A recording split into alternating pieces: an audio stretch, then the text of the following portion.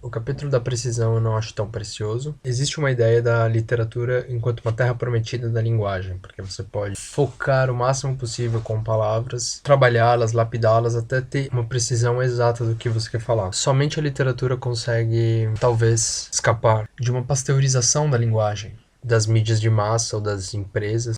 Um grande poeta italiano, Giacomo Leopardi, depois procurem no Google o poema dele sobre a lua. Segundo ele, a linguagem, quanto mais vaga, mais poética vai ser. E é engraçado, porque a etimologia em italiano, a etimologia de vago também quer dizer gracioso, vem de wandering. O Calvino tenta justificar uma postura dele. Para alcançar a imprecisão, é preciso exatamente focar alguma coisa. Ou seja, focar é desfocar por outro lado, a causar uma imprecisão. Ele lembra de um poema do Lucrécio, no capítulo anterior, no qual o poeta vê as partículas de poeira num raio de sol. Toda essa descrição da luz do sol, das partículas, ela é sempre de uma precisão imprecisa, como o foco que a gente faz com uma luneta ou com um microscópio, é sempre perder o entorno. O foco é um desfocar.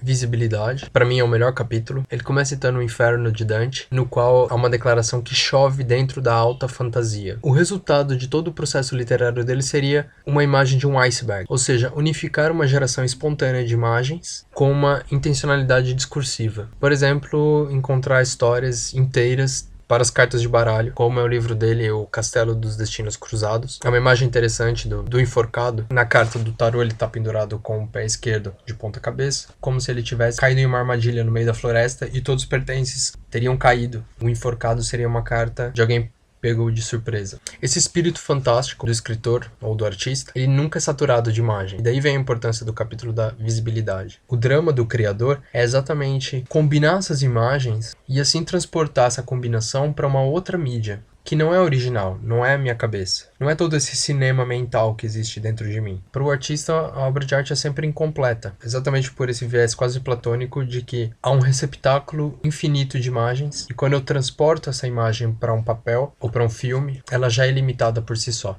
Novamente, existe uma crítica do mass media, existe uma saturação de imagens aqui fora e que o pós-modernismo seria simplesmente uma utilização de modo irônico desse imaginário dos meios de comunicação, muitas vezes tentando causar uma acentuação do poder de estranhamento. Existe, por exemplo, uma comparação de dois métodos de escrita do Balzac.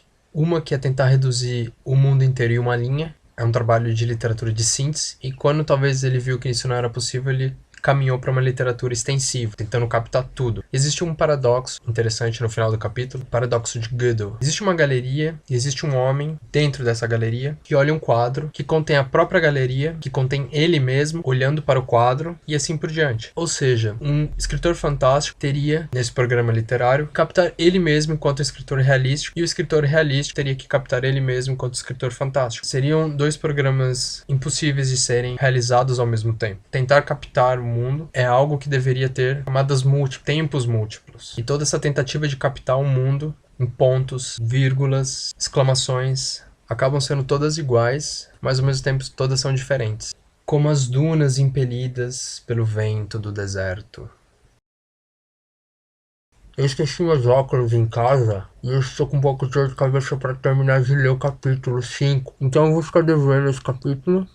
E o vídeo ficou muito grande também. Qualquer coisa termina você de ler o livro, tá? Obrigado por assistir. Tchau!